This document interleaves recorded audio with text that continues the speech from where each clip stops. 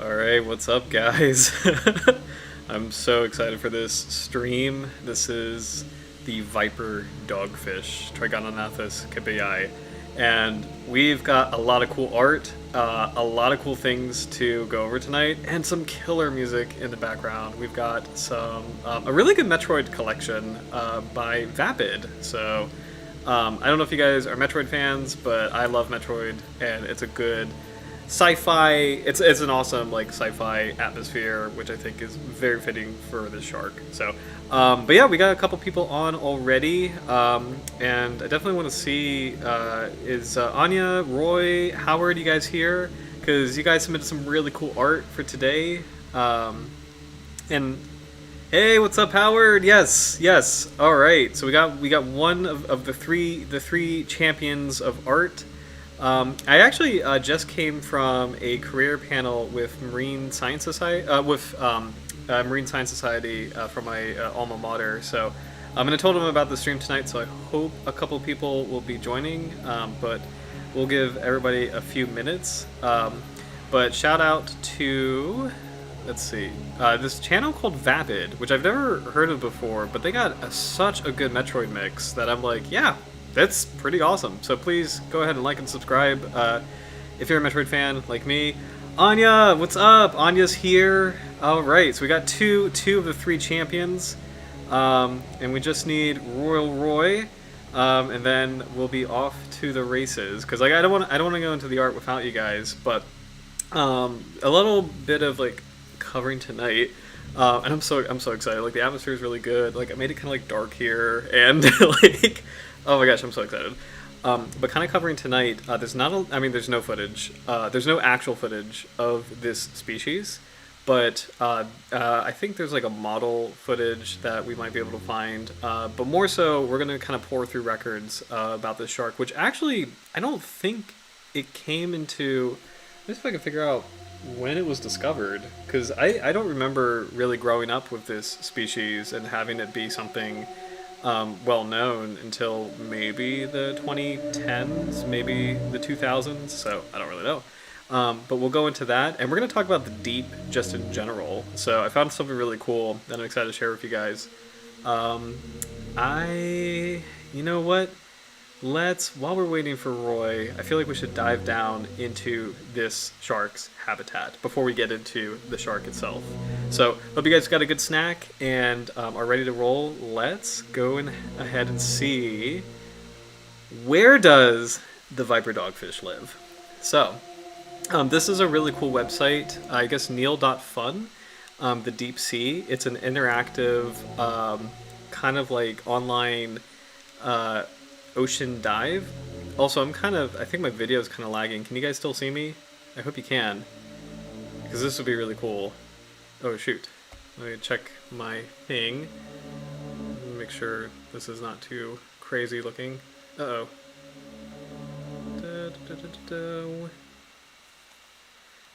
Let's see. Crazy looking.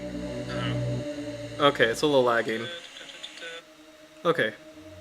We'll see how far we can get, guys. This is going to be maybe a bumpy ride, but here we go.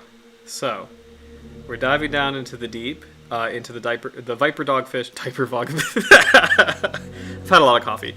The Viper Dogfish habitat. So, 2 meters deep. You got some cool things in the sunlit zone. We're going into the deep ocean.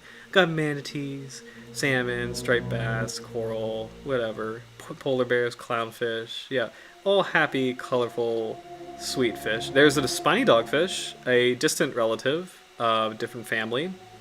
Mahi-mahi, spotted bass. No, this doesn't live in the ocean. I don't...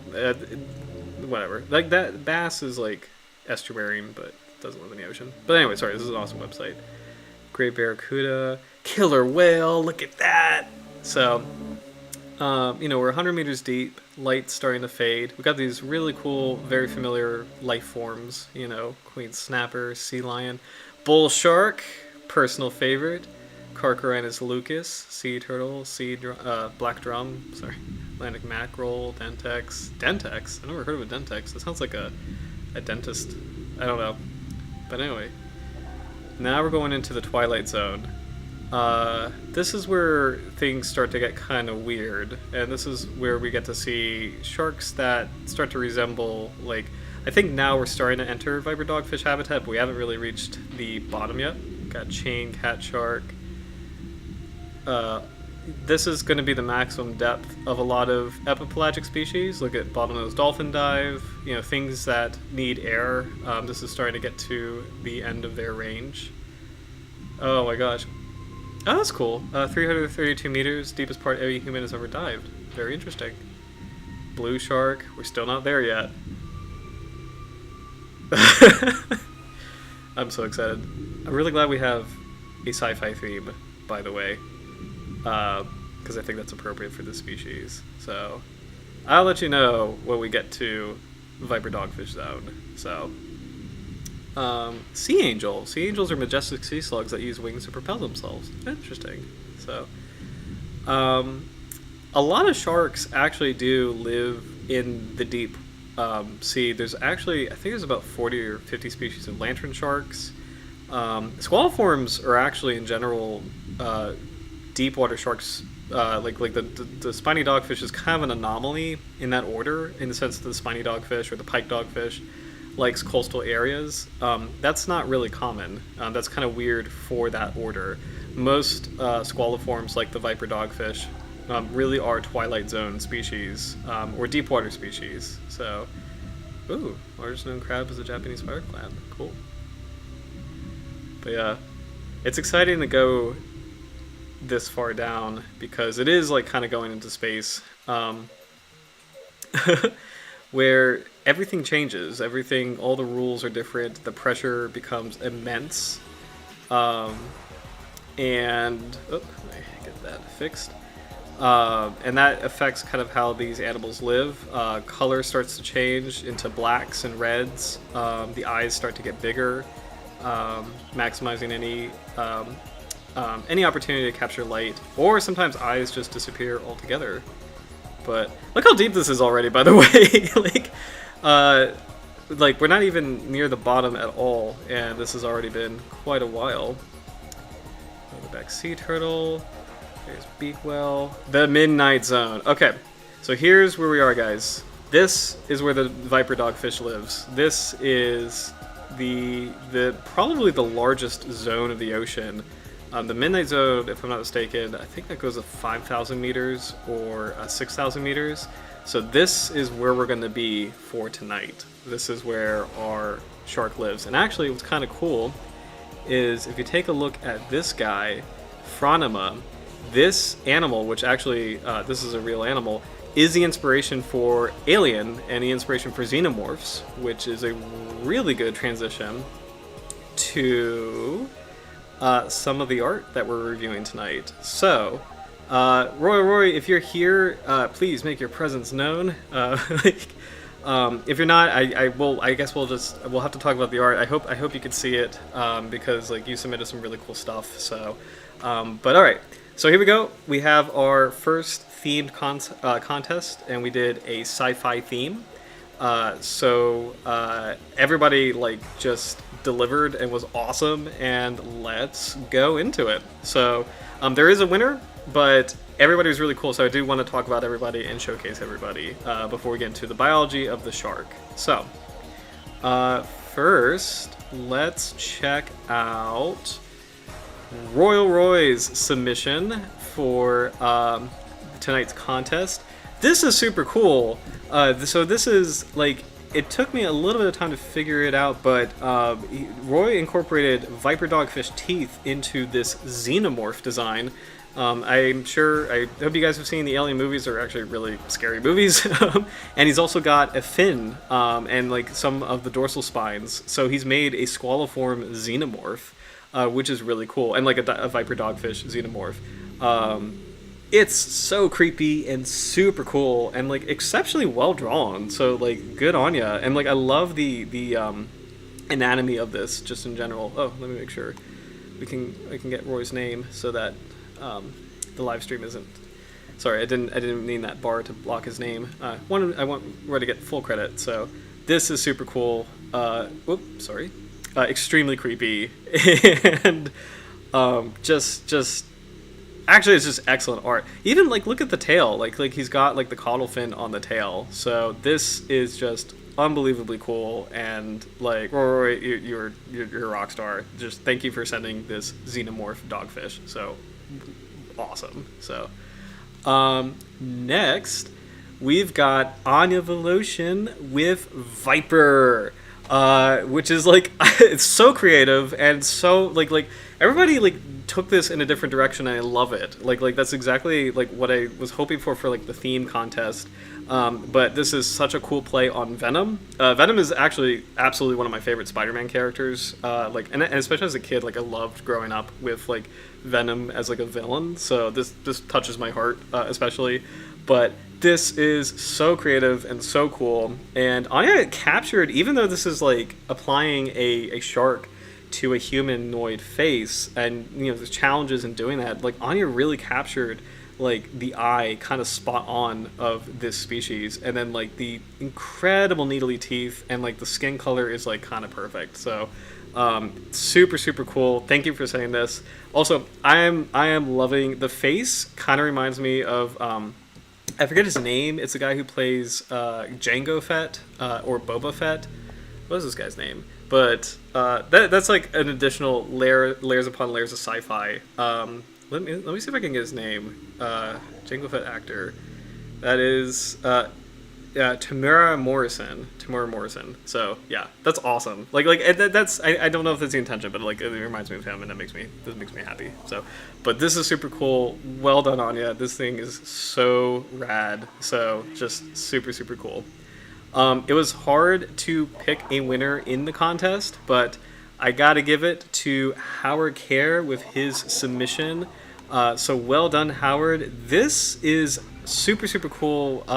Like we've got the Viper dogfish, the actual shark, full on display, but we've got this cool alien spaceship, and it's kind of like shooting out Viper dogfish. So it's like this alien looking shark kind of landed in the deep sea and is like you know, exploring the area. I love that it's captured. It's protruded its jaws. Its unique and extremely creepy jaws, capturing this prey item. And like just the proportions are super cool. And like I love just kind of like the theme where it's like even the coloration is like very like sci-fi. I mean it's oceanic, but you know just like the blues and like kind of like the it almost has like a fluorescent feel. So I really enjoyed this. I loved seeing the crashed spaceship, like UFO, in the bottom of the sea. So I think that's really cool. So well done. Congrats, Howard Kerr. You are the winner of the sci-fi contest and the first Dr. Jaws Live themed contest. So well done. Super cool. And thank you all for submitting the art. This has been super fun, and everybody's been creative. And like I made the thumbnail. I hope I didn't like get rid of that. Let me get that. There we go. I made the thumbnail a mix of everybody's submission. I actually might want to. I think I'll keep this for the final video. So because like everybody, this was so much fun, and everybody like did such an awesome job. So this is going to be like the actual thumbnail for the final video. Because usually for the live stream loading screens, I just have the art and then you know do like a grab of you know the shark that we're talking about. But I think just because in the spirit of this contest, which is awesome, we're going to do this. So this is going to be the final thumbnail. Everybody's art is going to be there, and thank you. Just you guys are awesome. Thank you so much for doing this and participating. It's so much fun. So so yeah. Trigonognathus kabeyai, the viper dogfish. Not much is known about the species. And again, we don't have a lot of like video material, so we're gonna have to work off of pictures. But like good scientists, we're gonna explore this world together with what we have. So I don't know if that makes sense. I had a lot of coffee, but here we go. So this shark lives in upper continental slopes on the bottom, 250 to 1,000 meters. Maximum depth is 1,500 meters. Its long, narrow jaws can probably be protruded to impale relatively larger prey, so bunnyfishes and crustaceans, on fang-like teeth. And you can see that like extremely well, like in this photo. Like that is just wild. One thing I'm noticing though Look at the spiracles. Like, look how enormous those are in proportion to the species. And actually, this is really cool. See how enormous the spiracle is and how small the gills are and how similarly formed they are? Kind of like relating to last week, it's super cool that these are connected because, like, I mean, like, evolutionarily, spiracles and gill slits are connected. That a spiracle is a highly evolved gill slit that change position over time through shark evolution. But you can see that relationship so clearly in this particular species, where the spiracle is so large and like pretty much equal size to these gills. So that's really cool. Very creepy, but very cool. And like, oh my gosh, that eye is enormous. Like, oh my gosh. This is so wild. Maximizing light potential in the deep, dark depths. I like how it has like a little snub nose, kind of. Like it's a very short, cute snoot. You know, directly in front of the eye. When you think of other shark species, there's like so much space, and it's kind of interesting that this is a very compressed area. So those teeth are enormous, superlative, I think, and correct me if I'm wrong, but I'm pretty sure this is the shark that proportionally has the largest teeth relative to its body size. I'm pretty sure this is the actual species that has that superlative in all of the world of sharks. So that's something extremely exciting. Yeah, let's see what else we can learn about this guy. Apparently luminescent. So this is a bioluminescent species. It appears to migrate into the water column at night in search of food. Apparently rare and localized. Its range extends much deeper than regional fisheries. So, and it's least concern, which is exciting. So this shark is doing relatively well. So we have VIPER DOGFISH now, and we likely will have them in the future. So very cool. Oh, can we get a high resolution view? Can we? I'd love to see this in high. Oh my gosh, yes. Sorry. Some people may be watching this on their HD TV. We gotta embrace the entire glory on HD TV, high definition. Actually, this is actually really helping because you can see like the denticles even. Whoa! Look at that. Look how rough those denticles are. Oh, this is so freaky. You can get a good glimpse of the teeth. It's cool that both the uppers and the lowers are very similar in morphology, and these are clearly like piscivorous or grasping teeth. I mean, not just piscivorous, because this is going to be going after like squids and things, but like, you know, just grasping teeth. It's not shredding teeth or crunching teeth. It's like exclusively snatching teeth or grasping teeth. So very cool. Oh my god, the shark is awesome. So freaky. All right, we'll zoom out because we'll zoom out. All right, let's see what else we can see. I don't know. I think this particular specimen has a lot of damage. This is like skin falling off, so this part of the body doesn't look natural. Like these might be scales or denticles. Sorry, not scales, denticles falling off. You know.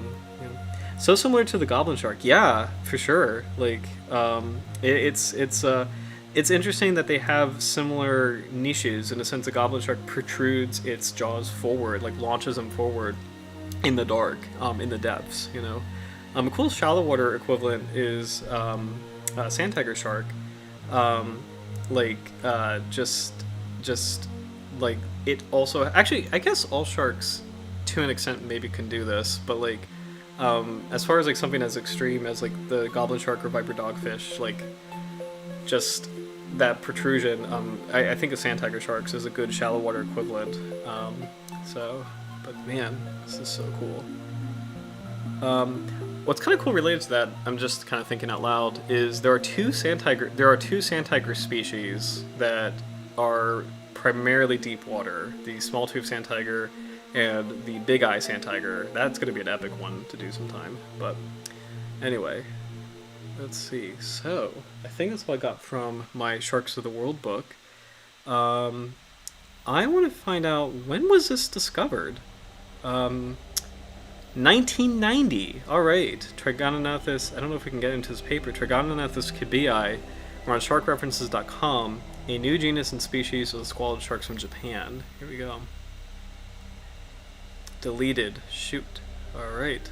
Well, let's see if we can dig up some lost lore.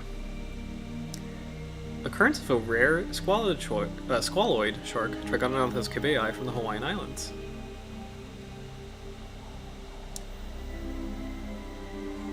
Alright. Here we go. The first occurrence of the rare viper shark, Trigonognathus kabeyai, from the Central Pacific Ocean is reported. Morphometries are compared between the specimen and the type specimens from Japan, and this specimen differs from the types in only a few measurements. The poor preservation of the species precluded examination of internal anatomy. So we might not be able to get this. Can we get this?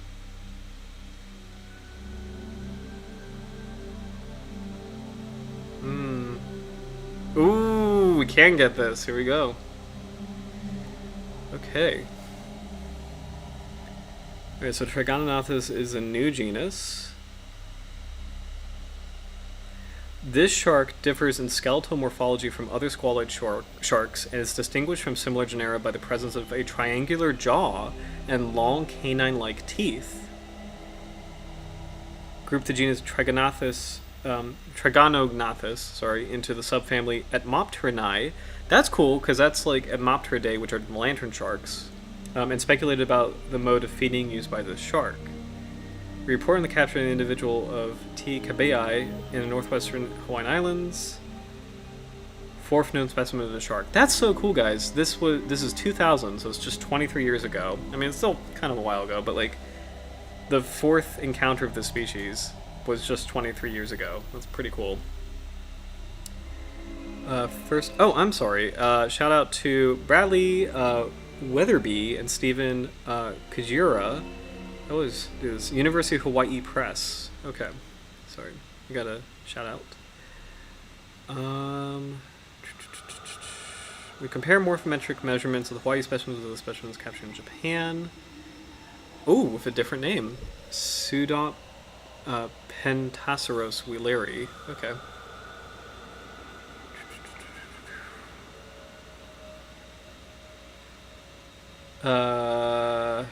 Caught 270 meters.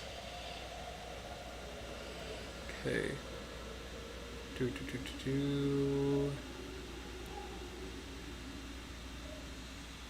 Okay. Ooh, this specimen was x-rayed for determination of vertebral number and deposited. That's really cool. I didn't know that. I mean, it makes sense that you can do that, but that's really cool because vertebral counts are a way to distinguish shark species, like how many vertebrae are between species. The most famous example I can think of is the scalloped hammerhead, Sphyrina lewini. Looks exactly like the Carolina hammerhead, Sphyrina gilberti, except for the number of vertebrae. And their life habits are different, but they physically looks completely similar except for the number of vertebrae. So it's really cool that they actually did an x-ray on this animal to get the correct vertebral count. That's really cool. So it makes sense that people can do that, but I didn't realize that you can do that for sharks. Oh, sorry, I have my PowerPoint open. Didn't mean to. No, save. Sorry. I just want to close that so I can make my computer calm and happy because it's doing a lot. So, let's see.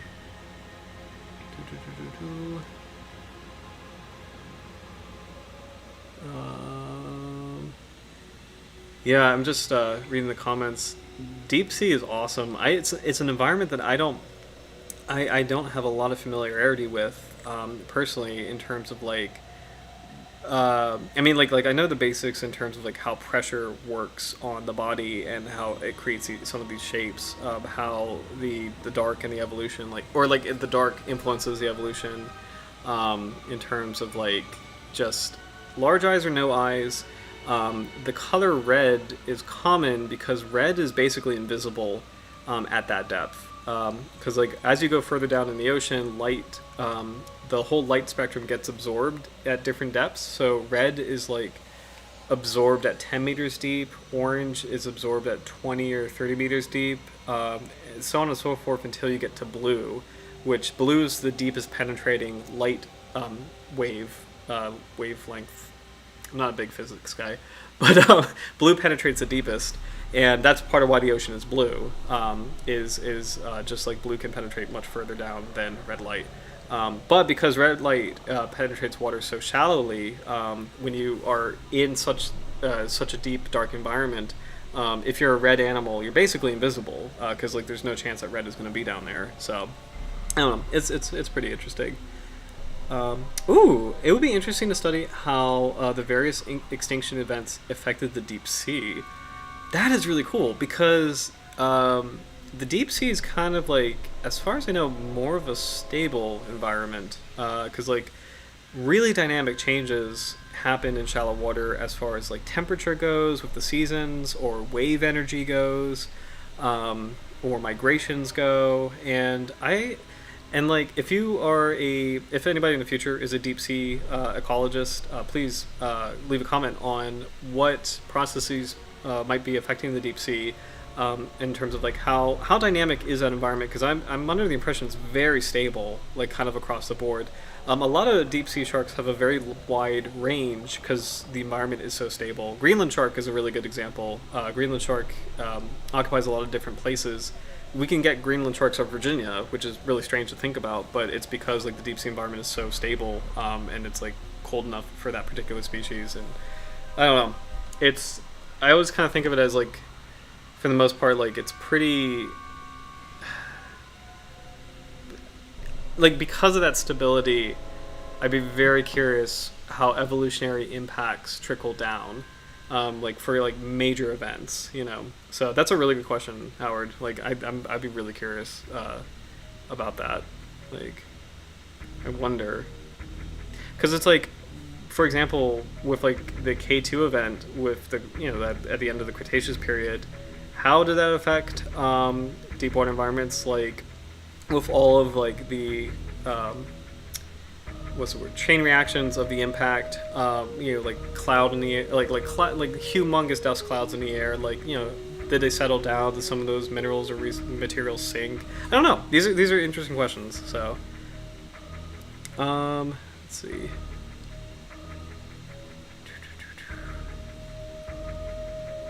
Both jaws are sharply triangular and contain widely spaced, long, slender, slightly curved teeth. Ooh. Yikes. That's so cool and creepy. Whoa. Tooth counts for both upper and lower jaws of our specimen are 9, 1, 10. That's not a lot of teeth. Most sharks are like, or at least in the shallow water, they're kind of like 30, like 20 or 30 teeth in the jaw. That's not a lot. That's actually really interesting. It's not a lot of teeth for this. So, The snout over the upper jaw is very flexible and can be easily separated from the jaw and retracted as far back as below the eye. Ugh. Figure 1B. Where is that? Oh my gosh. Oh my goodness. Yes, that is very flexible. That is so creepy. Shout out again to Vapid, because this is good music. Vapid's got good taste. Let's see. Spines are present on both dorsal fins. The length of the second dorsal fin spine is more than 2 times that of the first dorsal fin spine. Flank markings are present on the underside of the body and appear to contain photophores. Cool. All fins are small and thin to the point of being translucent. This is so cool.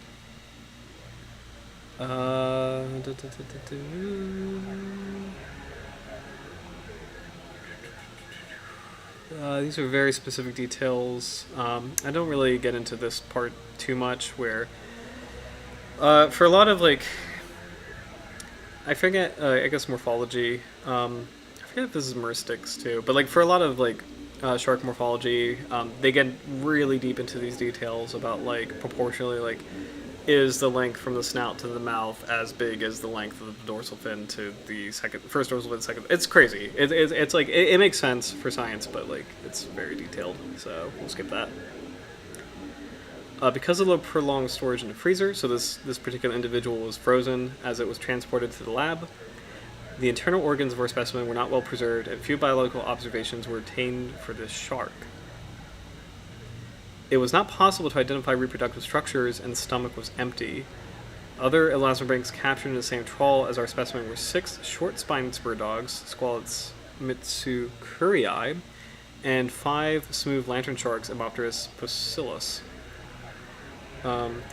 This is cool. Mitsukurii, I think Mitsukurina is the name of the goblet shark, so I think this might be a scientist. Let's see. Right? Sorry, I just want to check that. Mitsukurina? Am I right? And we'll stay on here because this is much more interesting. This is taking too long. We'll check that later. This is much more interesting. This is only the 4th known specimen of T. kabeyai and the first outside Japan. The 3 other specimens were all collected fairly close to each other east of Kochi Prefecture in southern Japan. The occurrence in the northwestern Hawaiian Islands greatly expands the distribution of this species. Okay. There are apparently several species of deep-sea sharks that are common to both Japanese waters and to the northwestern Hawaiian Islands or nearby seamounts. That is actually really cool because that is an enormous area. I think we can Google this. Japan. Map. No. I don't want a news on Japan. I just want to see Japan.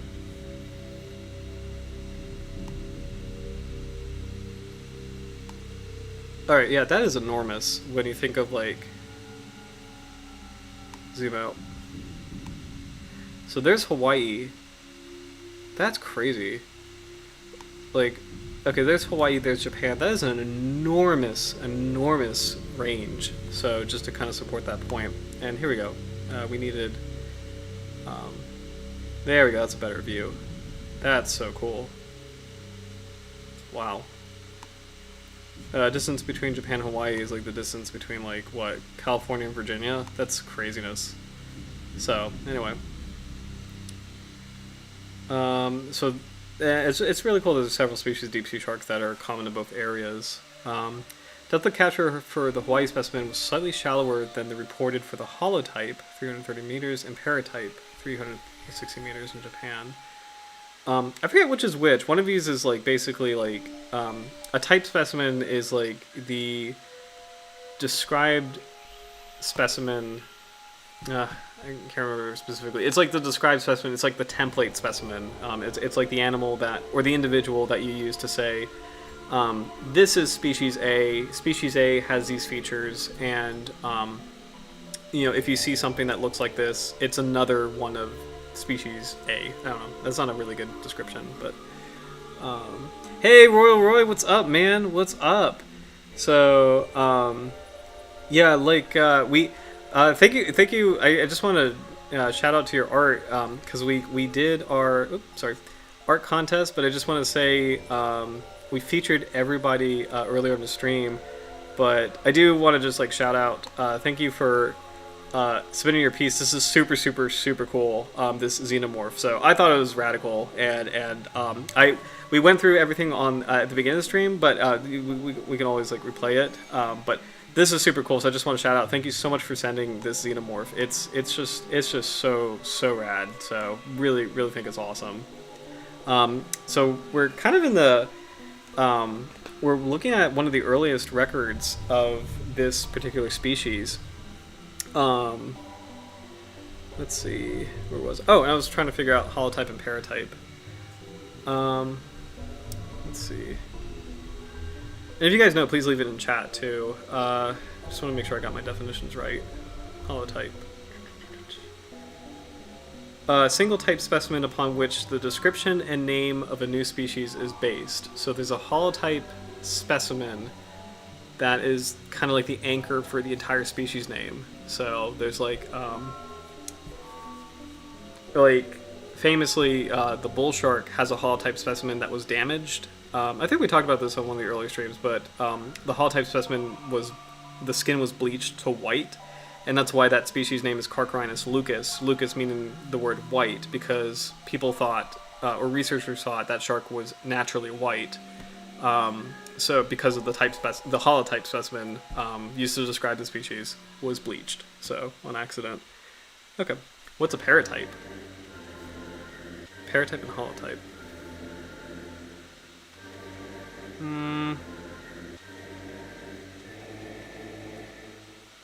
Okay, paratypes are additional specimens that are added to the description of the original time of description. Okay, cool. All right.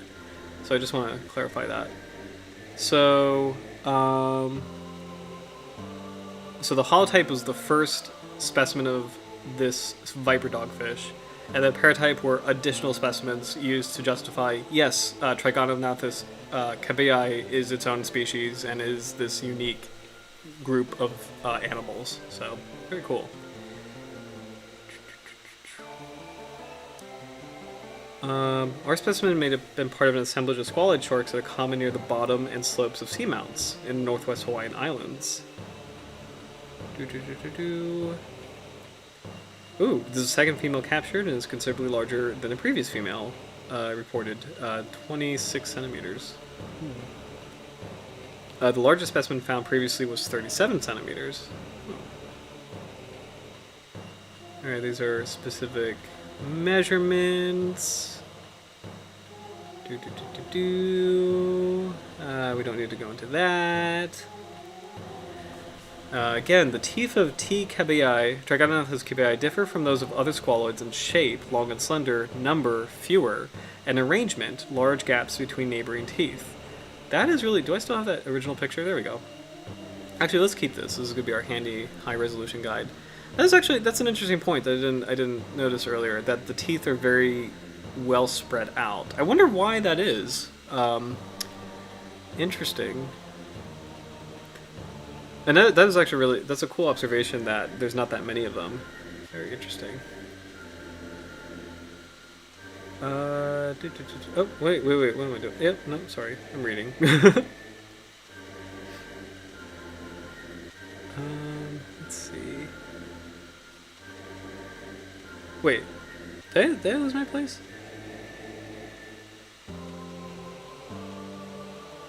Nope. I totally lost my place. Sorry.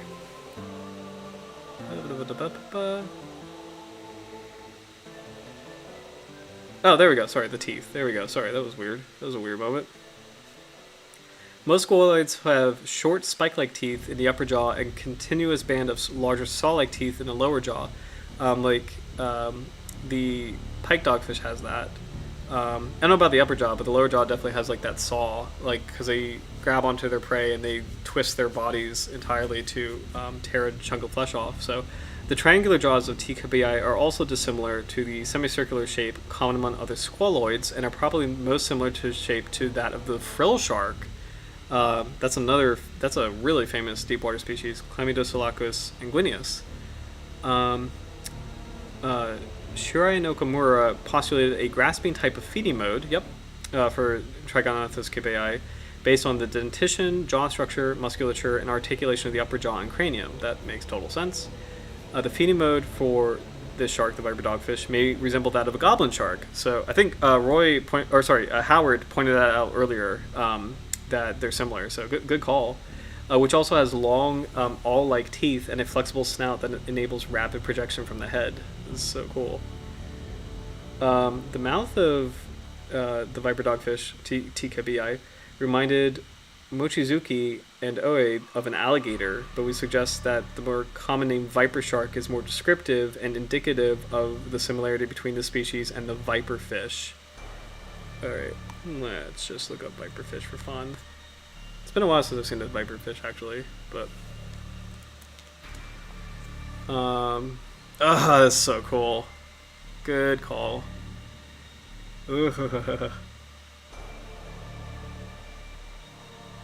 Oh man, the deep ocean is awesome.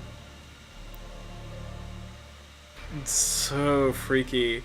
Let's actually, do you know what would be cool, guys? What's similar between these animals? So let's try to... That's a good picture. Oh, actually, maybe we'll do... Here we go. I'm trying to find a comparable photo. That's very damaged. I guess we'll do this one. Sorry. Alright, so what is... Open image, a new tab. Alright, what's similar between this and this? So we got the long spike-like teeth for that feeding mode. The eyes are both big, but... Let's see... Translucent fins. They're talking about how the viper dogfish also has translucent fins. I think viperfish are also bioluminescent. This is so creepy. It's so cool. Very primitive looking. Yeah, those are... Oh, sorry, I don't know why my desktop background keeps popping up. Oh my gosh. Kind of long and thin. I don't know if that makes a difference, but this is a slender, small, long, thin, noodly shark, kind of. And this is similarly long, slender, thin. I don't know. That's kind of interesting. I don't know if that means anything or if that's just a coincidence, but fins are also proportionally smaller. This dorsal fin is kind of small. I can't get a good example of this, but I know the viper dogfish dorsal fin is also small. I don't know. And I wonder, you know what I'd be kind of curious about is, with that much pressure, how does that affect movement in terms of like how the fins interact with like lift in the water? I don't know if that's the right physical term. Like what kind of body shape is ideal for moving through such a high pressure system? I don't know. But then again, shark does migrate up to shallow water or shallow water. It does migrate up in the water column at night. So maybe I'm kind of overthinking it. So any other similarities you guys can see between these species?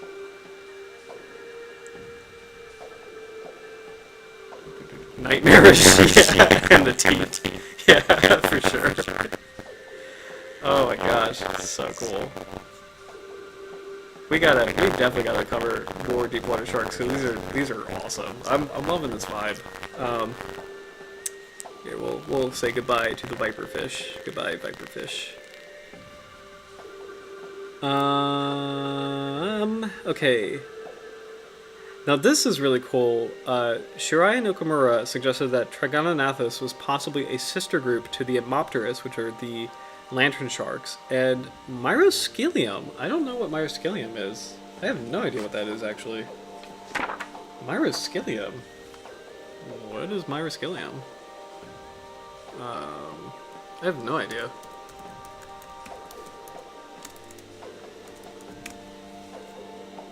Oh! Rasp-toothed dogfish? I have never heard of this. What is this? I mean, it's a dogfish, but like... Whoa, this is so cool! I've never heard of this shark. Myroskelium shakoi. That is so cool. I've never heard of that. Alright, cool. New shark. I've lived a Myroskelium-free life until now. That's crazy.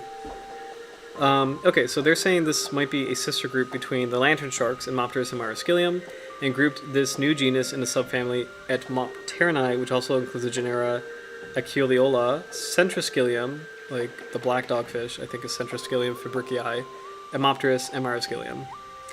From the head back, T. kabeyai is very similar in appearance to several species in the genus Emopterus, and shares characteristics such as a body shape, a second dorsal fin spine that is larger than the first dorsal fin spine, and the presence of dark flank markings. In fact, the biologists that collected the Hawaii specimen of T. kabeyai inadvertently included it with E. posilius specimens. As deep-sea fisheries around the world expand, more individuals of this rarely captured, poorly known, yet unique-looking species of shark will be obtained, and its biology will be better understood. Right. So that's really cool. This is a really cool little report, you know, in terms of like, here's this creepy thing we found, and we're analyzing it. So, super, super cool. Have you ever heard that recording of the upwards migration from the deep ocean? No. Can you actually, does the chat, can we do links in the chat? Is that a thing? I think we can, right? Like, if you can put a link in the chat, that'd be awesome. I haven't heard that. It's super cool. Let's see. Let's see what else we got as we go forward in time. Also, sharkreferences.com, awesome resource. Really, really great for literature. Like publicly, if you want to find literature that you can just read for free, publicly available literature, this is a great resource. All right, further description and notes in natural history of the viper dogfish. Nope. I guess that's not going to open. Can we do it this way? There we go. Haha. Accept all cookies. Give me all the cookies. I love cookies. Okay, so this is Kazunori Yano, Kenji Mochizuki, Osamu Sukada, and Kiyoshi Suzuki. Further description and notes of natural history of the viper dogfish, Trigonognathus kabeyai, from the Kumano Nada Sea and the Ogasawara Islands, Japan. Chondrichthyes and Mopteridae. A Mopteridae, they're putting it in the lantern shark family. Is it really in that family now? This is from, when is this from? 2003? 2003. Is it still in this family? Oh, it is. Interesting. So this is technically a kind of lantern shark, sort of. That's interesting. This is a crazy looking cousin of a lantern shark. This is a lantern shark that just wanted to do its own thing. It's I don't know. it's wild looking. So let's see. Oh, okay. The viper dogfish Trigonognathus kabeyai is further described on the basis of 19 male and 13 female specimens collected from the Kumano Nada Sea. In addition, the holotype, paratype, and 7 specimens collected from the stomachs of were also examined. What is this? Are these things that ate the dogfish? Wait a minute. What is this? I don't know. I have no idea what that is. What is this? What animal is this? Oh. Ooh. The sickle pomfrey. Yee. Cool. Never heard of that. And what else ate the... Oh, this is a tuna. Thunus obesus. This is totally a tuna that ate a viper dogfish. That's cool. I'm calling it. This is a tuna. Big eye tuna. Look at that. Haha. I'm a fish nerd. Okay. Interesting. So these guys ate this shark. From the Ogasawara Island, Japan, were also examined. This is the first description of large adult specimens. The allometric size on size equation, y equals ax to the power b, I have no idea what this is, was used to determine morphometric growth patterns, positive allometry, negative allometry, and isometry. Size of maturity was about 430 millimeters, total length for males, and about 520 millimeters for females. This is already bigger than the other two sharks, other two individuals that we were reading from that 2000 paper. Myctophid fish consisting of Diaphos gigas, Diaphos species, Benthosema fibulatum, and Benthosema species were only identifiable prey in the stomachs of Trigonognathus kabeyai examined. Most of the prey fishes were found almost intact and usually had puncture holes made by the teeth. Ooh. On the basis of stomach content and jaw morphology, this species is thought to be a ram feeder. Ooh, this is super cool. Let's see what this guy eats. I don't know what this is. Diaphos gigas. What is this? Oh, we don't even have a picture. Fish base? You got what this is? It's gonna load. Take a drink of water while it's thinking.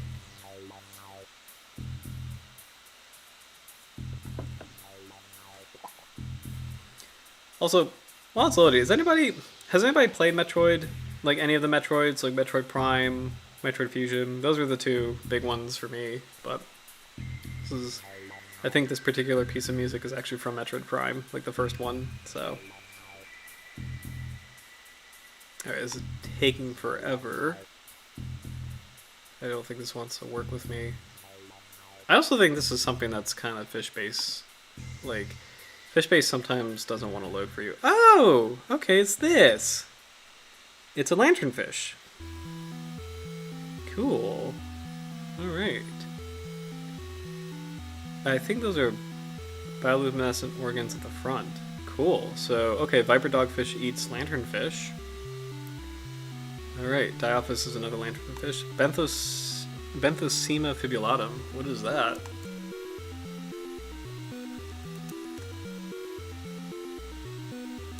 Oh, is this another kind of spiny cheek lanternfish? It's a different kind of lanternfish. Okay, so this guy likes to eat lanternfish. Oh, these are cute! Oh, interesting. That's actually really, you could tell it's deep water with the scales, but look at those three little lights. Those that's really cool. It's a really cool looking fish. Alright, so Viper Dogfish eats that. And that's all we got. So, alright. This is a preview of subscription content, so we can't actually get into the whole article. But that actually was some interesting information about what this particular, shark eats. So, very cool. I only play Samus in Smash Bros. Yeah, Samus is good in Smash Bros. Like, Samus is like, you can't, like, she's hard to beat. Samus and Link, I think, are very similar, because, like, they have both great, actually, Samus is mostly range weapons, but they're fantastic characters for Smash Bros. Oh, man. I used to, in the original Smash Bros., I used to play a lot of Pikachu, and then I think in Melee, Pikachu kind of gained some weight because he doesn't move as quickly as he used to, and so I had to switch to something else, like Fox. Fox is really fast. And people hate me for using Fox. Let's see. This is an IUCN Red List entry, so let's actually go to the current IUCN Red List description of what the species, how the species is doing. So it's least concern, stable, and where is this range? Here we go. It's these really, you know, I said earlier this is kind of rare. The shark is kind of rare. You can see this reflected in the range. So this was collected near Taiwan, Japan. I'm not sure what this seamount is. I don't know what that is. And then Hawaii. When it loads. Oh, is this maybe not going to load because it's the edge of the map? Are we off the edge of the map? We're off the edge of the map. Here there be monsters. Okay, whatever. Alright, a Mopter Day. That's really cool. So this is officially a kind of lantern shark. Assessment information in detail. Okay. The Viper Dogfish. It is demersal on the continental slopes at depths of 250 to 1,000 meters. So that's twilight to the very edge of the midnight zone. But then 1,500 meters is actually in the, much deeper in the midnight zone. This species is a bycatch of demersal trawl and purse seine fisheries and is retained, at least in Taiwan, for fish meal. Oh. The small size of the species may reduce its catchability in some fishing gears. It is considered rare in Japan and Hawaii and uncommon in Taiwan. The deepwater trawl fishery in Taiwan has moved deeper over the past 30 years to depths of 300 to 700 meters. During the monsoon season, the conditions preclude deepwater trawling, and some trawlers operate in the shallower depths of 100 to 300 meters, which would provide the species seasonal refuge from fishing pressure. That is so cool. It's good to be a deepwater shark in the human age, you can resist a lot of these impacts. So, in Japan, bottom trawl fishing effort decreased markedly over the last 3 decades and is continuing to decline. That's good. The species has refuge at depth from bottom trawling, as it occurs beyond the maximum depth of trawls and has rarely been reported in purse seine fisheries. Due to its partially epipelagic habitat and refuge at depth from fishing pressure, there is no evidence of population decline, and since the viper dogfish is not suspected to be close to reaching the population reduction threshold, it is assessed as least concern. So, I think that's awesome, and lanternfish I think are supposed to be the most abundant life form by biomass. That is so cool, Anya. I did not know that. Oh yeah, and Roy Fox, yeah. Man, Anya, I did not know that. Lanternfish are the most abundant life form by biomass. That is incredibly cool. Super, super cool. I had no idea. That makes sense. I mean, when you think of like how vast the deep ocean is and like how lanternfish like just grow so quickly and are relatively undisturbed by human impact because of their habitat, that is super cool. I've never heard of that. That's awesome. This shark, like a couple others, like we had the Port Jackson shark, the Atlantic sharpnose shark, and the sand devil. It's so nice to see least concern sharks, like sharks that are actually doing okay. Because, you know, a lot of very important and charismatic species are not doing well, and it's always refreshing to see sharks that are doing okay, and that this guy is going to be okay. No matter what happens in the human world, it's got its refuge at depth. It's in the dark, in the deep. Oh man, super cool. Wonder if we get some more ecology facts. Possibly migrating diurnally at night for feeding. Has been captured at night at 150 meters. Oh, dude, I would love to do, like... I honestly would love to be in a sub, like, and go into the dark depths. I don't know if I'll ever be able to do that someday, but I would love to do that someday. I would love to do this live stream from a sub someday. That would be a lot of fun. Highly, highly, highly unlikely, but...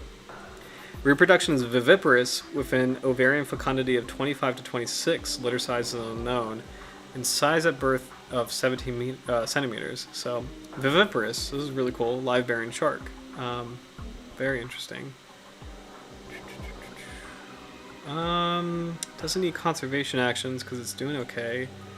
So that's pretty cool. This is a shark that is actually doing okay because of its deep dark habitat. So, very cool. Oh my gosh. We don't need to do a checklist. Checklists usually don't have... Checklists are super handy, but they don't usually have a lot of information. A collection and summarization of available data on deepwater chondrichthyans. Yeah, let's see what else we can find. Is this like a cool guide on deepwater sharks? Because that would be lovely. Oh, ooh, what is this? Oh, the IUCN SSC Shark Specialist Group. All right. Where did the thing go? This is cool, but where's this thing? Biodiversity, life history of fisheries in... Wait. This is taking me to the main website. Species Survival Commission is SSC. Actually, this is really cool. Let's take a moment to appreciate. The IUCN Shark Specialist Group was established by the SSC, the Species Survival Commission, in 1991 in response to growing awareness and concern of the severe impact of fisheries on shark, ray, and chimera populations around the world. The SSG is now recognized as the leading authority on the status of sharks, rays, and chimeras, and has recently finished assessing the status of all known species. That is awesome. So these assessments come from this group. That is really cool.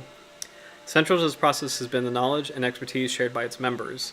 The SSG is now moving forward to ensure that this knowledge converts into plans and interventions that lead into conservation action for priority species groups. Cool, cool, cool.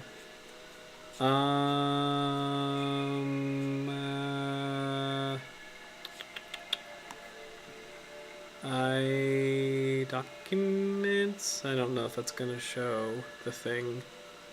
Beautiful, great hammerhead picture, by the way. That's a great hammerhead. Sphena Macaron. Workshop species list. Assessment submission.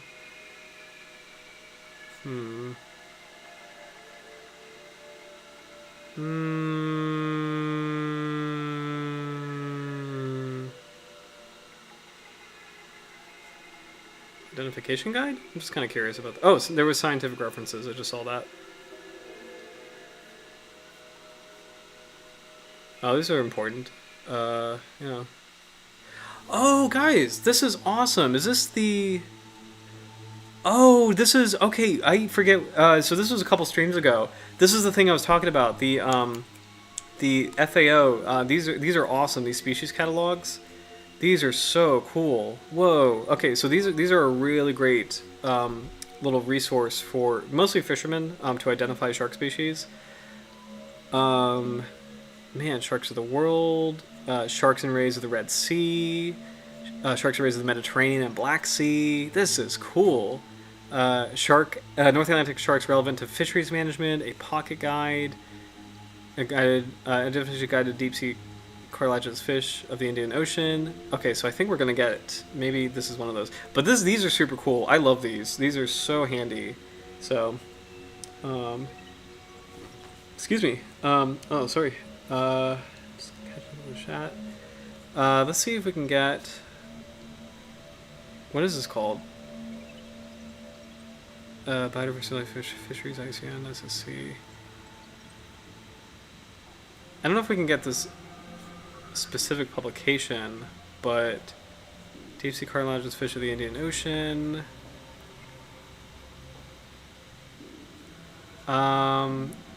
This is so great. I didn't realize that this website had all of them. That is so cool. Because these are such cool. Oh, what's this? Deep sea cartilaginous fish of the southeastern Pacific. Might be in here. Let's see if it's in one of these. No, it's not going to do that, is it? Okay. I feel like it's going to be in one of these guides. I'm just kind of like blasting through this.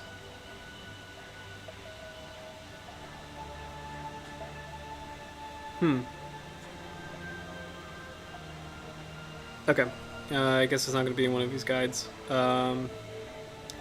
But yeah, this is super cool. What is this called? IUCNSSG.org. So if you want to take a look at any of these later, just to give you a taste of this, I got a deep sea cartilaginous fish of the southeastern Pacific Ocean. Let's go for it. Just to show you what this is like. Can't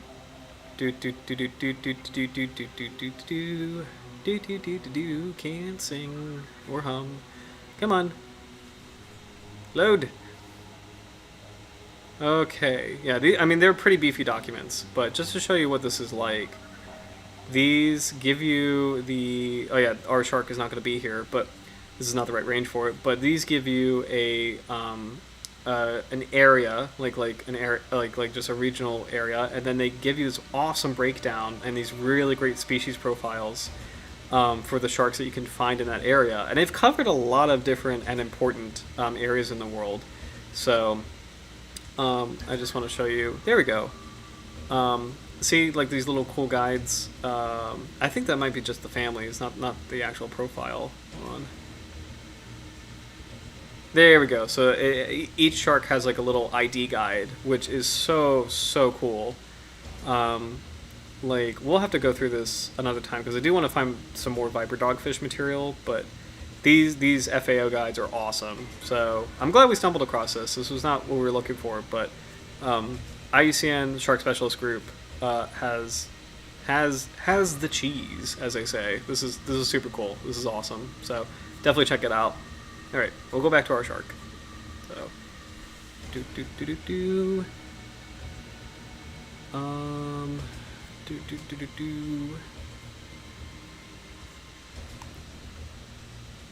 Checklist of no, sorry. Checklist of chondrichthyans in Taiwan. There's something interesting here. Yes. What is this. Isoluminance. Boy, I don't even know what this means, but we're going to find out. Isoluminance counter-illumination drove bioluminescent shark radiation. Counter-illuminating animals use ventral photogenic organs, photophores, to mimic the residual downwelling light and cloak their silhouettes from upward-looking predators. To cope with variable conditions of pelagic light environments, they typically adjust their luminescence. Why is there a Victoria's Secret ad on this? This is science. Intensity. Here we have found evidence that bioluminescent sharks instead emit a constant light output and move up and down in the water column to remain cryptic at isoluminance depth. We observed across 21 globally distributed shark species a correlation between capture depth and the proportion of a ventral area occupied by photophores. That is really cool. So, to kind of make that simpler, there's a relationship between the number of photophores that the shark has on its belly and where you can find it in the water column. What is going on here? Stop. No, I don't want Victoria's Secret. I want sharks. So this information further allows us, using visual modeling, to provide an adaptive explanation for shark photophore. Sorry. There's a car alarm going off. Shark photophore pattern diversity. In species facing moderate predation risk from below, counter-illuminating photophores were partially co-opted for bioluminescent signaling, leading to complex patterns. In addition to increase our understanding of pelagic ecosystems, our study emphasizes the importance of bioluminescence as a speciation driver. So, can we get out? I can't get rid of that ad. I'm sorry, guys. So, but anyway, oh, this is cool. Wow, look at that! Bioluminescence. Oh, wow, look at this, guys. I don't know what species this is, but this is so beautiful.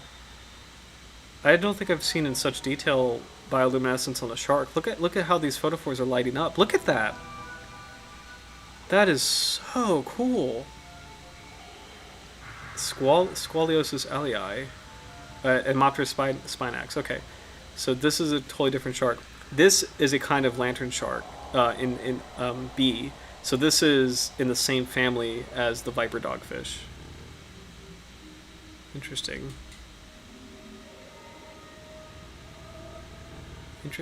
But the viper dogfish is in this paper somewhere. So let's go see if we can find it. Ooh. Whether Delatiidae, which are the kitefin sharks, and Hemopteridae, the lantern sharks, have acquired their luminescence independently remains, however, in debate, and the reason why some Hemopteridae, such as Trigonognathus kabeyai or Hemopterus princeps, lack lateral photophore markings is puzzling. This is cool. This is very interesting. Oh,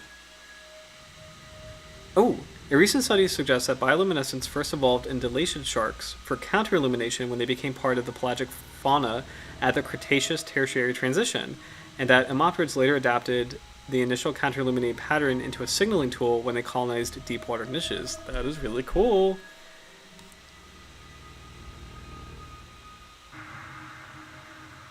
Spatial deviations from the perfect ventral counter-illuminating pattern directly affect counter-illumination efficiency.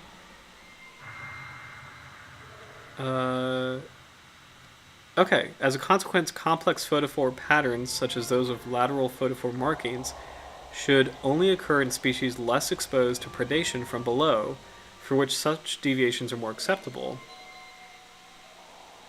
In a deep pelagic environment, predation risk is mainly influenced by prey detectability, which depends on the intensity of downwelling light and thus on the depth. Whoa, this is so cool. Quantifying predation exposure is therefore difficult for marine pelagic species such as Delatiid and Hemopterid sharks that evolve in a three-dimensional environment, sometimes performing daily vertical migrations. Ooh! However, previous work on Hemopterus spinax suggests that sharks, contrary to other counter-illuminating animals, emit a virtually constant luminescent output, and hence are isolume followers. I'm not exactly sure what that term means, but I think I'm picking up what they're laying down. In that context, counter-illuminating sharks will be constrained to particular depths during the daytime, where their ventral vertifortors are isoluminant to downwelling solar light. Isoluminance depth. Vertical deviations from this depth would indeed make them detectable, jeopardizing their survival. If confirmed, this would constitute the basis of a fixed depth system that allows predation risk to be investigated by visual modeling, providing a way to test the putative link between predation pressure and shark photophore pattern complexity. This is one of the coolest things I've ever read, actually. Who did this? What is this? Julian M. Clays, Dan Eric Nilsson, Nicholas Straub, Sean P. Collin, and Jerome Malifet in Scientific Reports. This is super, super cool. Like, I gotta check the chat, sorry. This is extremely cool, guys. Let's see. I think they're talking about how they made this. I won't read everything out loud, I'll just kind of like scan through it.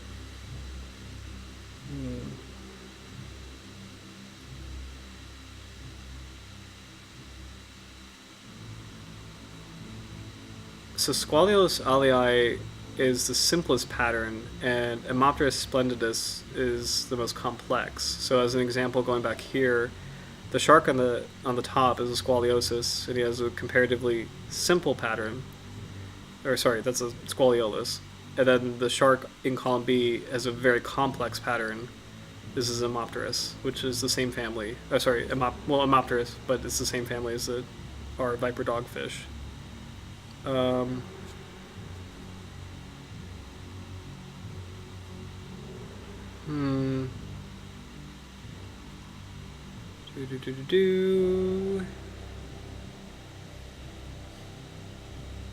Whoa, what is this?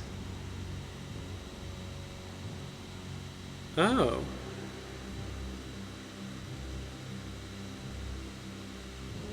What is this? This is so cool. Sorry, I'll kind of hold on this first. So the one on the right has a more complex pattern. The one on the left has a more simple pattern. Huh. Ooh. Okay. If I'm reading this correctly, so this little dotted black line is representing residual downwelling sunlight. So when the sun or the sunlight hits the top of this shark, it's only coming down this far.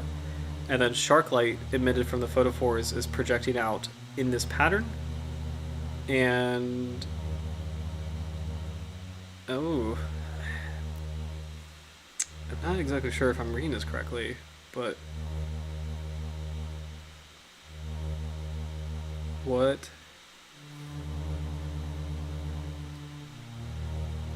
Okay.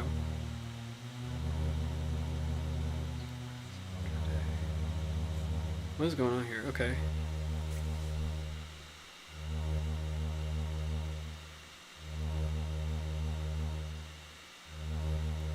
Oh boy, this is physics. Oh boy, okay. Not 100% sure what we're trying to get out of this, if I'm being completely honest.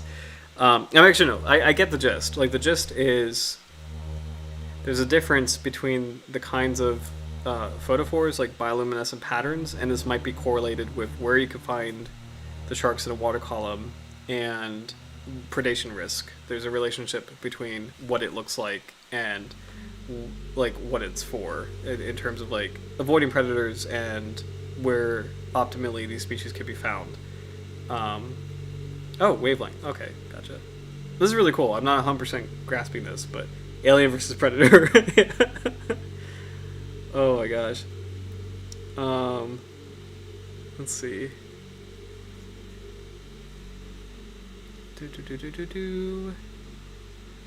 I think this is the actual. These are really cool figures. Oh, this is actually. Is this it? No, that looks a lot like the actual viper dogfish. That looks like Trigonognathus, not Hemoptera. Oh yeah. This is it. This is it. Look at this. So, these samples here, these skin samples, are Homopterus, but this skin sample of photophores is Trigonognathus. What are they trying to say?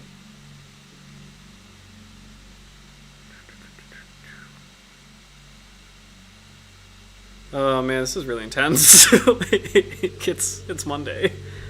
It's President's Day in America. I think it's Family Day in Canada. Is it Family Day? My Canadian friends, is it Family Day? Is it the right I know Canada has a holiday today. I think it's called Family Day, right? Point being, like, this is like way too much for our respective days off, but still extremely cool. Oh, whoa. Okay. Huh. TR is Trigonognathus. This is our viper dogfish up here. That's so weird. Okay, let's just skip to the discussion because I don't really know. I mean, this is extremely cool. I kind of get the gist of it, but like I'm not 100% grasping in fine detail what we're looking at. So, discussion. But this is an extremely cool study, though. Oh, hey! Awesome. So it is Family Day. Oh, nice, Roy. Wait, is this, is it Ripley's aquarium that you went to?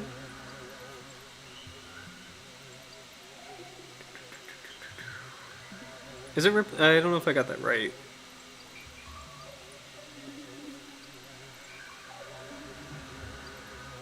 Ripley's Aquarium in Canada. Awesome, awesome.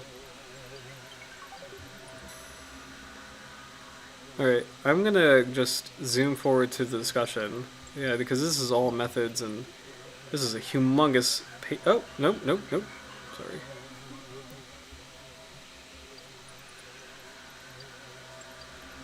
Is there a discussion? Like a results? A discussion? What's going on here? What is this?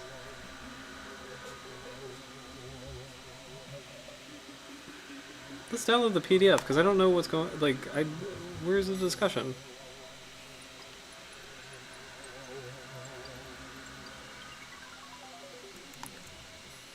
Open with. Oh, sorry. Preview.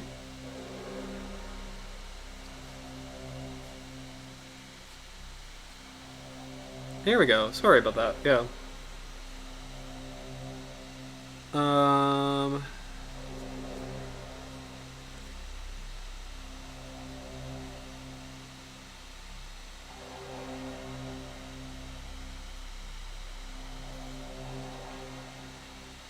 Oh my gosh, this is so intense. This is really cool, but...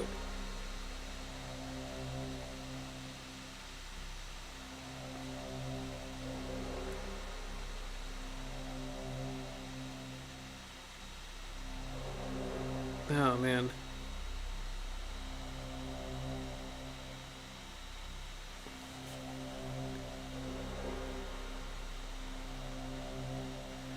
Okay, so the basic gist of it is complex photophore patterns would therefore only be expected in shark species facing relaxed predation pressure from upward-looking predators.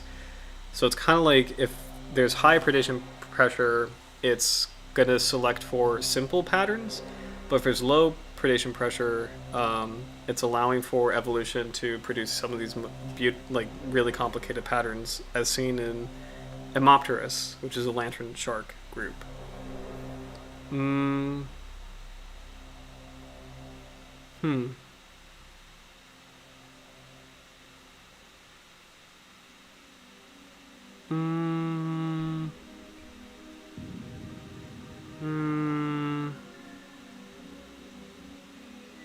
Cookie cutter shark.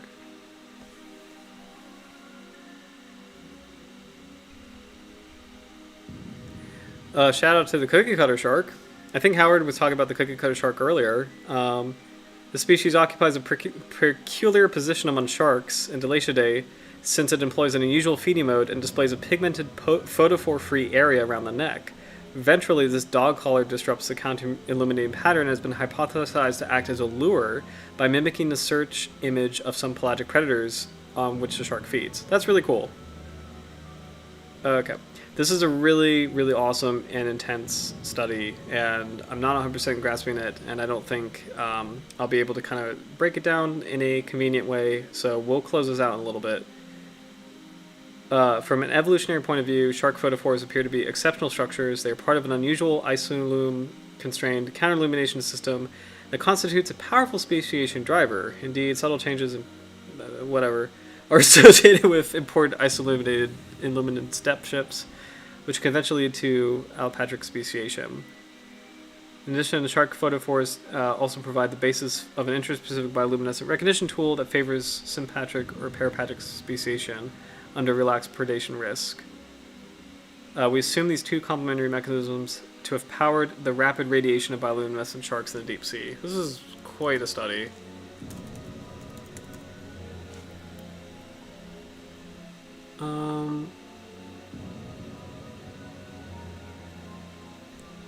I'm just trying to find our boy, and then we'll go away. Nope. Okay, we're gonna go away. Goodbye. That was a cool study, but what is this called? That was the most complex material next to a Victoria's Secret ad.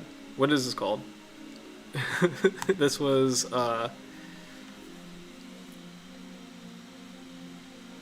scientific reports. Isoluminescence, counter-illumination drove bioluminescent shark radiation. It's super cool. Like, I have Monday brain, so I don't know if I'm able to really kind of crunch through that. But that was really cool. Let's see if this is a bit simpler.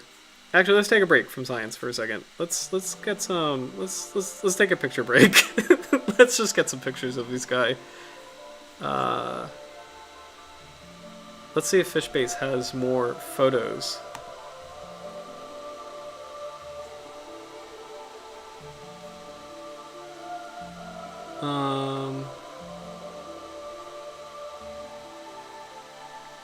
I'm just catching up on the... Whoa! What's wild is that they replaced all the sand tigers and sandbars with lemon sharks. That's interesting. In the aquarium. That's a really cool species. I've seen a juvenile at the Virginia Living Museum, and it was there for a very brief time. They probably moved them to another aquarium. Yeah, maybe. Oh, it's a shame that they don't have the sawfish anymore, because like sawfish are really cool and they're so rare. And I believe all sawfish are critically endangered, so I hope they're all okay. But that's really cool. You got to go to the aquarium. So we get photos, more photos of the viper dogfish. Oh, this is a good one. Look at that. This is the first one where we can actually see the full body, and we can get into like the fins. And this is what they're talking about with translucent fins. Look at that. That is really cool. And that's a really thick, I forgot the name of this feature, but just like basically like the tail, that is like, I guess like the core of the caudal fin. I'm not exactly sure what you term that again, but it's interesting that this feature is very thick, and then the upper caudal fin and lower caudal fin are translucent, so. Man, this shark is awesome. It looks like it's smiling. It's so creepy. You're talking about, yeah, the second dorsal fin spine is larger than the first dorsal fin spine. That is so cool. Oh, common names. Triangle jaw lantern shark. That's not as cool as viper dogfish. Viper shark. That's a cool name. What else we got? Oh. I think... Oh, that was the 1990 specimen. This is a color photo of the specimen we were reading about earlier. This is a cool... Oop. I always do this on this website. This is a cool... tooth, like, scan. This is so different from... Well, actually... No, yeah, no, it's different. This is so different from other shark teeth. Like, this root is so different. Like, that's just like a flat root. There's no, like, anchor. You know, there's no, like... That is so strange looking. as far as shark teeth go. It's really cool. Yeah, for sure. I saw your comment. This is definitely venom. This is the venom of sharks. Eddie Brock. Ugh. Really cool, very creepy. A lot of photos here. Partner images usually has quite a bit, but this is again a very rare species. Here's a full view in high resolution, yes, please. So this is the full photo of photo that we've been like earlier. So we already saw the front with the sub nose, equal size, spherical, and gill slits. Let's see what else we see on this. This is interesting. This is a lateral line. If you can see this kind of indented feature. That's interesting. So all sharks have a lateral line, and that is used to detect pressure changes in the water. So it's one of their, and actually all fish have a lateral line as well, but it's a handy continuous line with pressure sensing organs. So if there's something that's swimming nearby, the shark can actually kind of feel it. And I forget the maximum distance for lateral line perception. It's not the right word, but like, but I think it's pretty big actually. It's much bigger than the Ampullae lorenzini. I think it's kind of somewhere between the electromagnetic sense and sight. I think lateral line is pretty big. It's a big deal.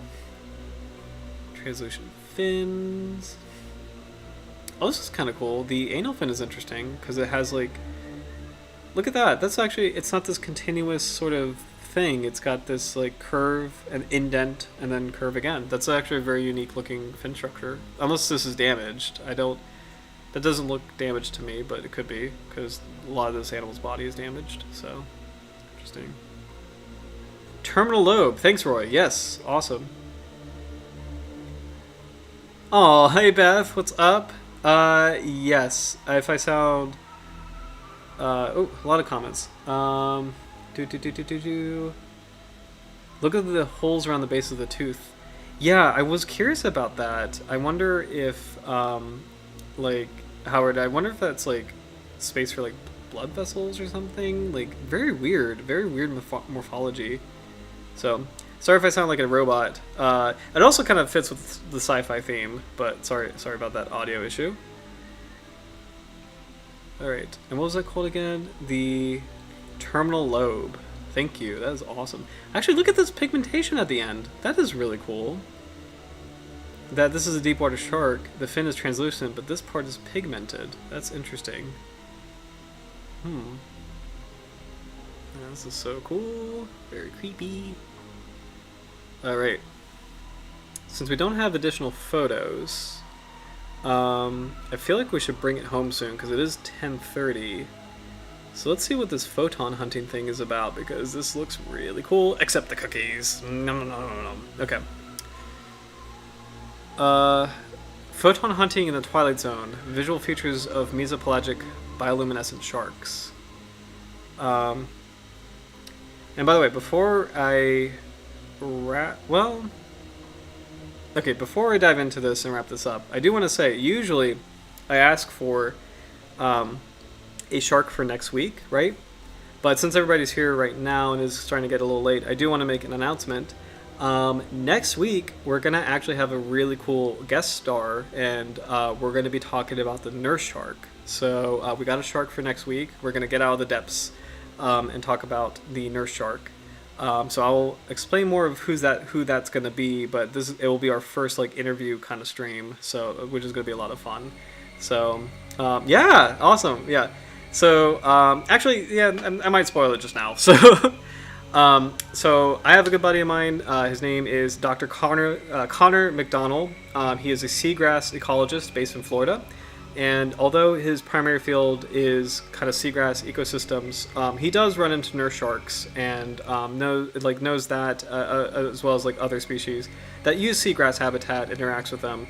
So we've been talking, and I invited him to come join us next week.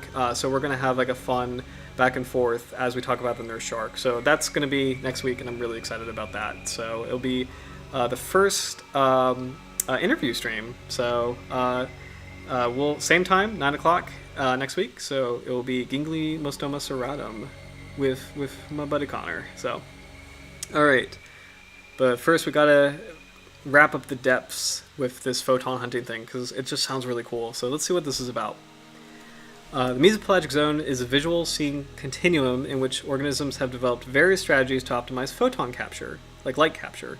Here we use light microscopy, it's Monday, stereology-assisted retinal, what is this? Topographic mapping, spectrophotometry, and microspectrophotometry to investigate the visual ecology of deep-sea bioluminescent sharks, like Etomopterus lucifer, I think it's such a cool name, Etomopterus splendidus, Etomopterus spinax, that's in my neck of the woods, and Trigonognathus kabeyai, or viper dogfish.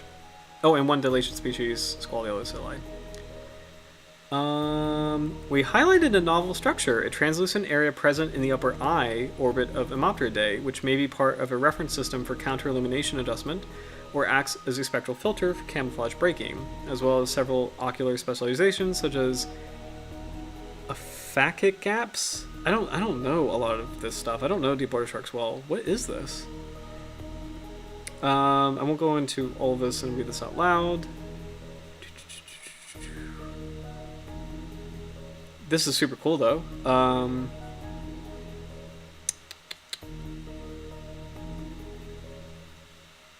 Light is, for future viewers, if you can break how the physics of light works and how it works specifically with sharks in these deep sea environments, like a short, sweet, simple description, because this is extremely cool, but I'm not as well versed in light physics.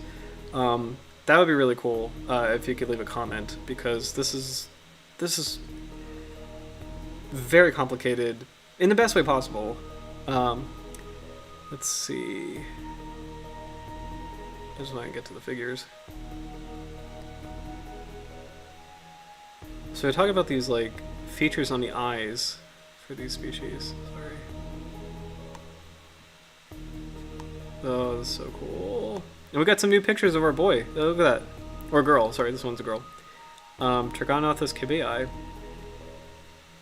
Such a great face. It's so interesting. Like, that is a character as far as sharks go. Like, he just like looks like he's ready. That's so cool. Like, all right, so they're talking about these features here on these deep sea sharks. Oh, look at that. There it is. Yeah, this kind of translucent area right at the top of the eye. It's this little patch. It's very clear in this animal. It's not as distinct in these other lantern sharks. Very interesting. And there it is. Look at this is a different photo, but there's that patch. Actually, in that first photo that we have, is it in here? Oops, sorry. Kind of is. It's a little folded. It's not really the highest resolution.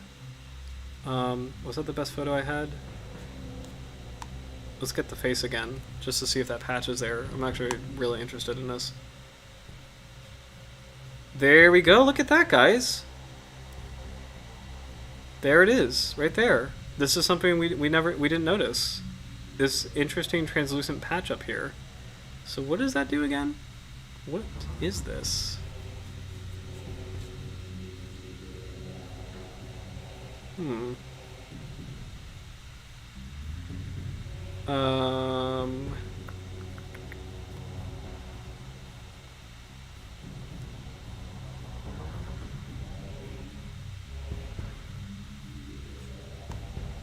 TE.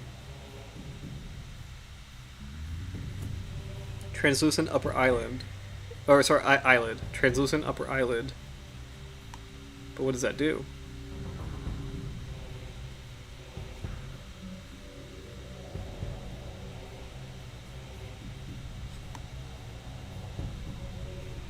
Oh, this is cool. So in this figure, figure D, head of the viper dogfish with protruded jaws, note how binocular vision is prevented frontally by a large rostrum. So this big, even though it's a snub-nosed shark, the width of the nose, the boop of the snoot. I don't know. It's Monday. The width of the nose prevents how the shark can see in front. Like it does not have binocular vision. That's interesting. And facilitated ventrally towards the end of the jaw by a ventral groove, VG. So it's saying that the rostrum is so big that it's preventing the shark from looking forward, but the ventral groove is shallow enough for the shark to look downward, right? And facilitated, yeah, okay. So it looks downward. Ooh, yeah, okay. Prevented by the rostrum, facilitated by the groove. That is really interesting. Boop in the student, yeah.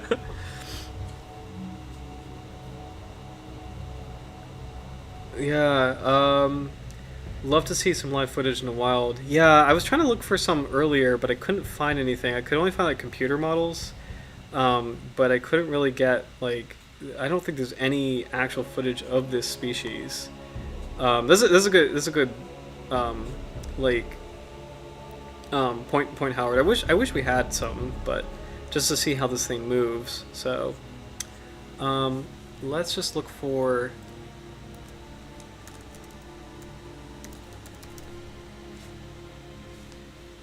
Control find doesn't work. Okay, whatever. I guess I'll just have to scan it. I promise next week we won't dive into this much science. So, But it's really cool though. I mean, this is. I think this is a good shark to dive into this kind of research. But next week we're gonna not get into all this nitty gritty.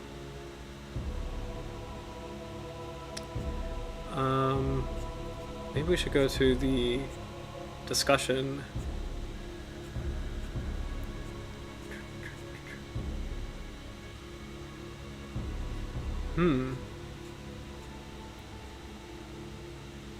Okay.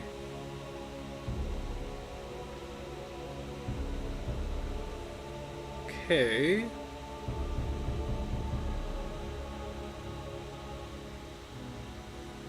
Okay.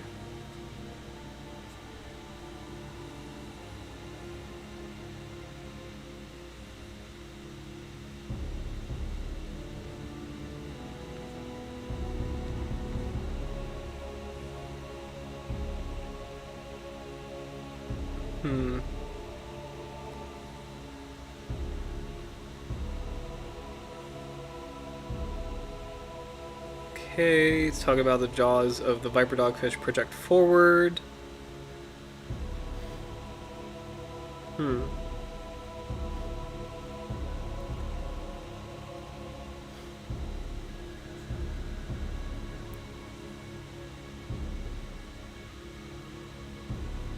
Okay, here we go. Okay, this suggests that the viper dogfish displays a more benthic habitat than other investigated homopterids. This benthic lifestyle is, however, probably only adopted during the daytime. Indeed, the species is often captured in a water column, sometimes near the surface at night. The only daytime capture events occur close to the bottom. So this guy likes to be in open water at night and close to the bottom in the daytime, possibly. Moreover, the extremely dense ventral photophore cover of the viper dogfish, the highest of any bioluminescent shark described thus far, indicates the necessity for the shark to use counter-illumination, a camouflage technique typical of animals living in mesopelagic environments. Overall, the bioluminescent sharks investigated here display quite different rod topographic patterns than those of few other deep-sea shark specimens examined to date, which display temporal and central increases in rod density. Okay. Not exactly sure 100% what that means, but if you're ever interested in a field of shark science, man, does bioluminescence have a lot of material to cover. Like, and this would be like, man, there's probably a lot of opportunities to, just really, tackle this and like this is a really cool field. Let's see.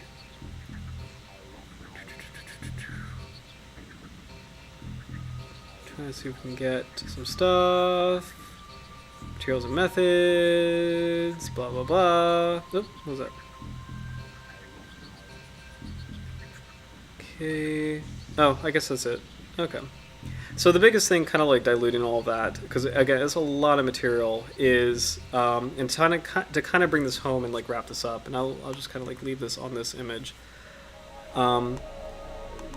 So all of these bioluminescent sharks and these deep sea sharks have different kinds of patterns of photophores on their bellies, and it's related directly to their evolution in terms of like their habitat and water column, how they avoid predators, and for this shark in particular, the viper dogfish, it's suspected that it protrudes its jaws forward. It to capture prey. It occupies benthic habitat during the daytime and ascends into the water column at night. And its photophores, what did it say? It was like the most complicated, pattern of all deep water sharks. Did I read that right? If I can't find it, I won't go back to it. But it has like one of the most complicated, if not the most complicated patterns. So this is a lot to process, but this is Photon Hunting in Twilight Zone by Julian Kleiss, Julian Partridge, Nathan Hart, Eduardo Garza Gishold, Swan Ching Ho, Jerome Malafet, and Sean Collin. And actually these names are familiar. These names are the same as I think the other study talking about bioluminescence. This is a really cool thing. If you are interested, this is the name of the article, and it's free +1 to review. So really cool. It's kind of more than I could digest right now, but really interesting study in terms of the intricacies of this species. So wow. Let's see if Fishbase has anything else. Just something kind of lighter than the heavy science we just had. And then we'll call it a night. Okay, here we go. Trigono means triangle. Gnathus means jaw. So Trigonognathus means triangle jaw. Awesome. Refers to the triangular shapes of the jaw. And kabeyai, named after Mr. Hiromichi Kabeya, who collected the type specimens. Awesome. So, cool.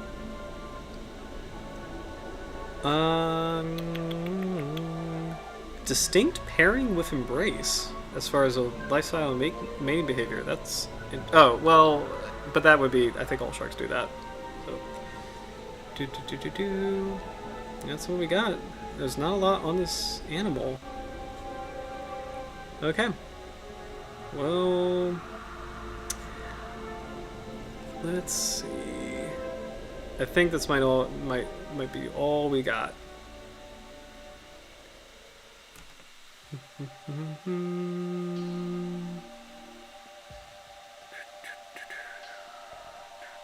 Yep, it's a mysterious shark.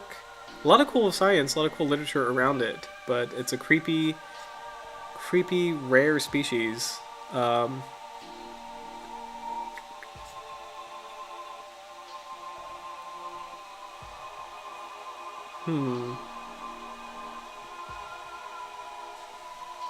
I promise I won't read this. I'm just like checking it. It's almost 11 o'clock, so I think we'll probably wrap up in a little bit.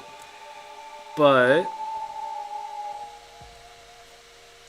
any fun plans this week? Oh, okay, here we go. This is a good way to end. Sorry about that. This is a good way to end. So Glow on Sharks State of the Art on Bioluminescent Research. This review presents a synthesis of shark bioluminescence knowledge. Up-to-date bioluminescent sharks are found only in squaliforms, which is something I didn't know, and specifically in Nemopteridae, Delatiidae, and Somniosidae families. So lantern sharks, kitefin sharks, like the cookie cutter shark, and sleeper sharks. This is a cool paper on the state of the art knowledge. Really. Okay. Woo! Okay, good way to end. Okay.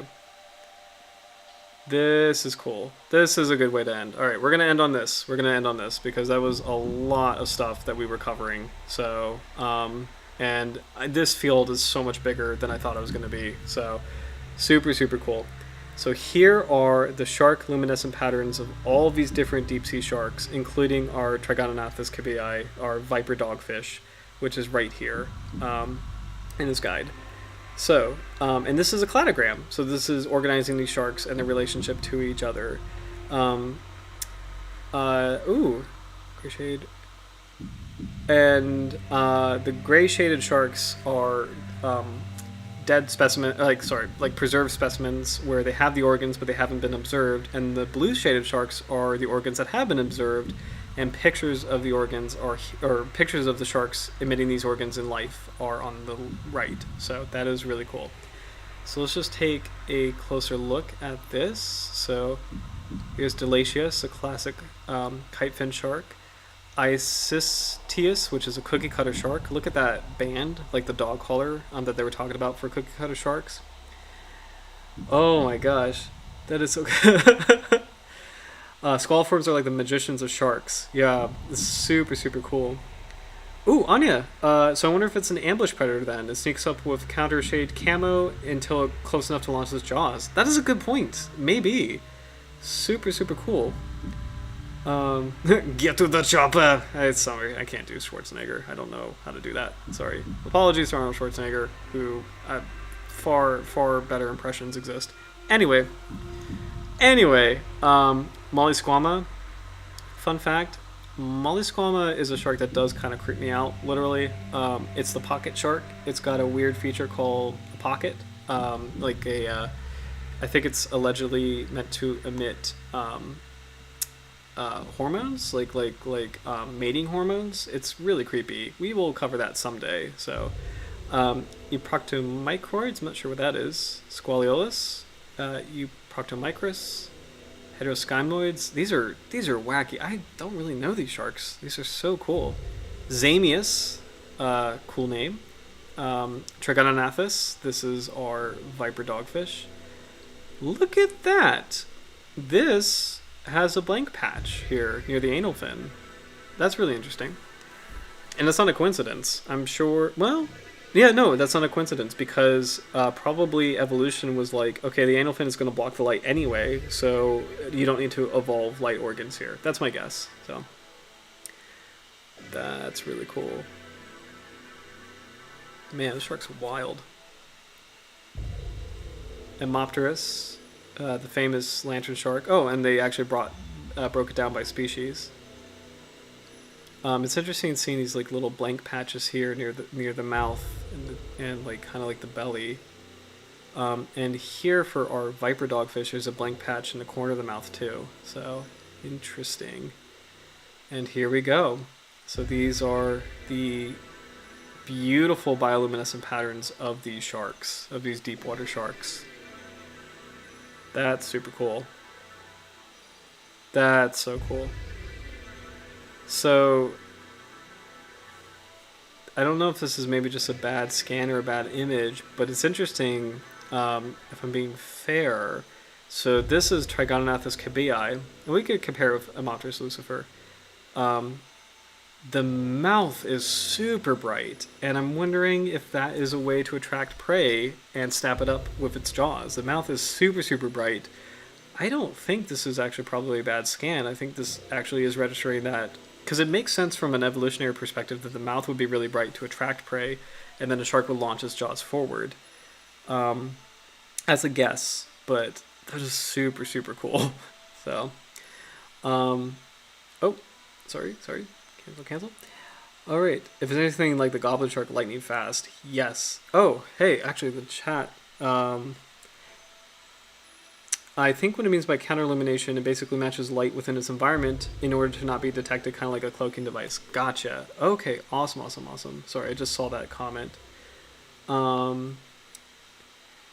Yeah, it's crazy they could show the bioluminescent patterns on preserved bodies. Yeah, I think what it is probably like, I guess they're identifying the presence of the organs. Even if it's a preserved specimen, like the organs will still be evident. So, and they map it out based on that. So that's kind of my guess. But still, extremely cool. And shark science just is awesome. And I did not know that this field of bioluminescence was so big, so robust, and so complicated. It makes total sense that it is, but man, that's awesome. So I'm gonna zoom out, on this beautiful chart, and we're gonna officially leave the deep and call it a night. So, but you guys have been awesome. Thank you so much for participating and doing our awesome sci-fi themed art contest. I think that was very fitting for this species and what we were kind of covering tonight. And it was a lot of science. So I promise next week is going to be not as intense. And my buddy Connor and I will be talking about a shallow water species. We'll be returning to Earth, returning to clear sunlight and happy coral reefs. And we'll be going over the nurse shark, Ginglimostoma serratum. So, but I hope you guys have a great rest of your week. Thank you so much for joining the stream tonight, and thank you so much for sharing your awesome artwork. I'm going to keep it in the thumbnail, just as kind of a celebration of our first themed contest together. So I'll keep you posted on when we do future ones, but until then, I will see you next time. Hope you guys have a great week, and you're awesome. Stay awesome. Take care, guys.